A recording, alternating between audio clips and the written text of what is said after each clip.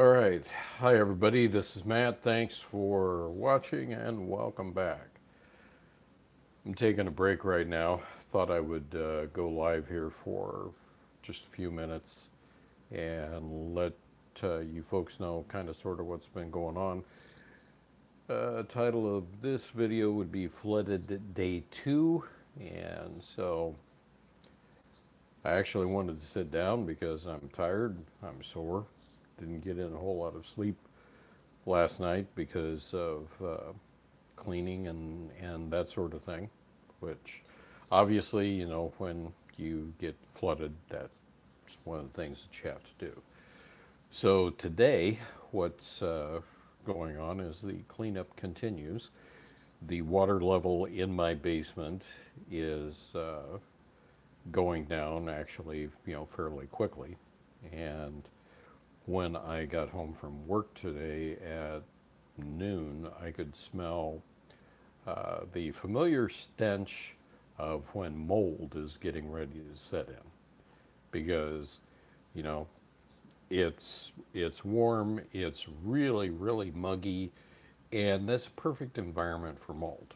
So I started to attack that. I took about 10 minutes to go after it uh, on my lunch break, and uh, just basically took a mop and took a little bleach and started hitting it and knocking it down.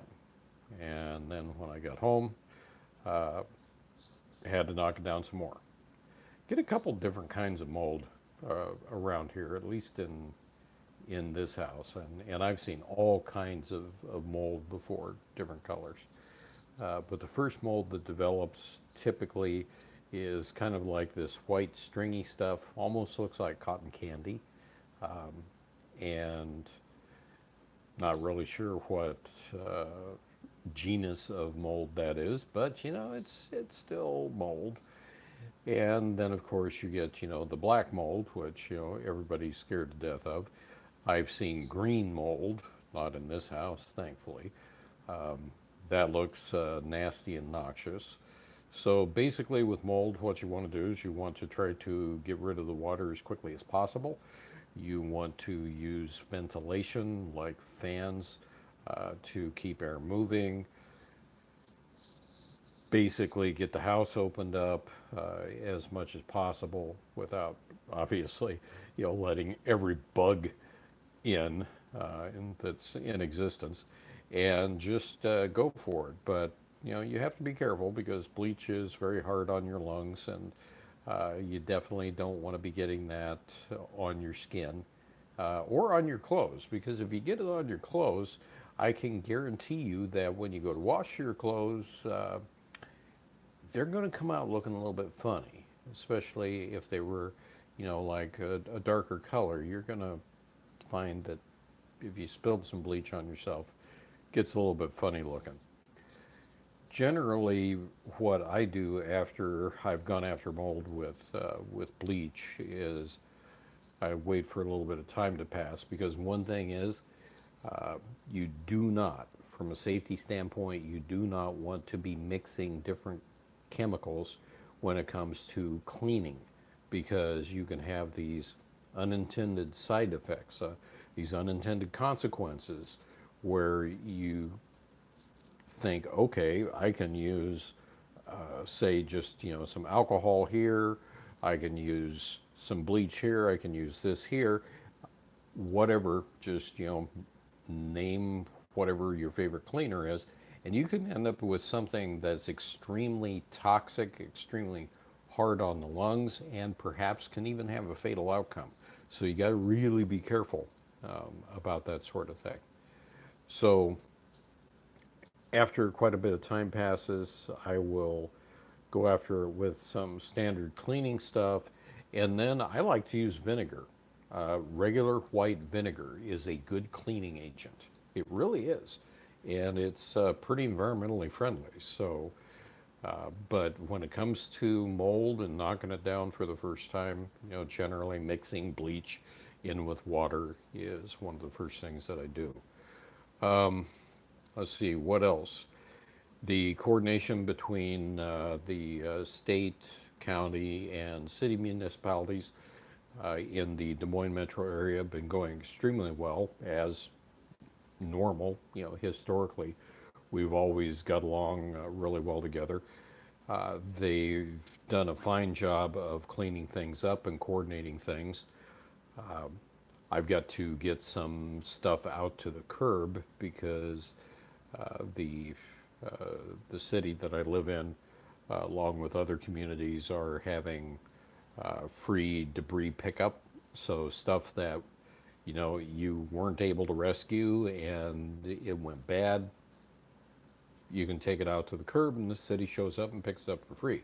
So that's a big plus there. And uh, around here, neighbors are just helping neighbors and doing whatever it takes to get stuff back together. Thankfully, during this event, we've we've had minimal loss of life considering how quickly it all happened. I believe that we only lost one person, but one person is too many. Life is a very precious thing. But we've been really fortunate. People have been really pulling together. They have shelters open, and these are shelters that are opened by our city officials and our local governments. Generally, we tend to be pretty self-sufficient about things, and so you don't really hear the state of Iowa, calling and saying, help us, send in the troops, we need help. Now, this isn't our first rodeo when it comes to natural disasters because we have floods, we have tornadoes, we have severe thunderstorms and things like that. So typically in our culture, we just help folks out. And that's just the way that it is. And that's a good thing. So what else can I tell you? Let's see. Some of you have been asking about my health. I'm tired. I'm sore. Haven't really been getting much in the way of sleep, but that's just to be expected. I'm actually thankful that it decided to flood now instead of a year ago, because for those of you that have been with me on the channel for any period of time, most of you know that last May, a year ago, I had a heart attack and had quadruple bypass surgery. So my chest was cut open and basically I couldn't do a blooming thing. Now I'm very thankful that I could, just suddenly go into action and lift stuff up and get it up out of the basement as much as possible and continue to clean up, because a year ago wouldn't be able to do that. I'd have to rely on somebody else, and quite frankly, they're busy cleaning up their own stuff. So I'm grateful. I really am. And, uh, you know, we'll all get through this and things will be better. The amount of damage that I've seen locally driving around, there are car parts all over the place. Parts of undercarriages, mufflers, catalytic converters, tailpipes, bumpers, you name it. Today I saw a dumpster sitting on top of the hood. It was at about a 45-degree angle on a big full-size SUV. Takes a lot of water to lift up a full-size dumpster and put it up on top of an SUV. Saw sections of road that had been peeled up and it just simply wasn't there anymore. It had been carried away, so that's just what happens when you have flooding. And that's also, like I said yesterday in yesterday's live broadcast, that's why it's good to be prepared, to have things organized. Definitely know where your essentials are at, where your flashlights, are they within easy reach? Do they have batteries in them? If you have rechargeable batteries, did you charge your batteries? Because that helps you when the power goes out to, just jump in, do things, or, help your neighbors and your friends and your family, of course. One striking thing that never ceases to amaze me, though, is seeing the damage that happens in the real low-lying areas that are floodplains and how quickly our memories tend to go away. because back in 1993 we had what they called, I think at the time, it went beyond a 100-year flood event and beyond a 500-year flood event. I think they determined it was either a 500-year flood event or a 1,000-year flood event. And the entire city of Des Moines, the metro area, was cut off for a period of time. The only way in and out was basically through the Des Moines International Airport, because interstate highway systems completely underwater, secondary roads, primary highways underwater. We were an island for a while. And we have seen construction in low-lying areas that were underwater. And so common sense would say, folks, don't build on a floodplain. Not generally a good idea.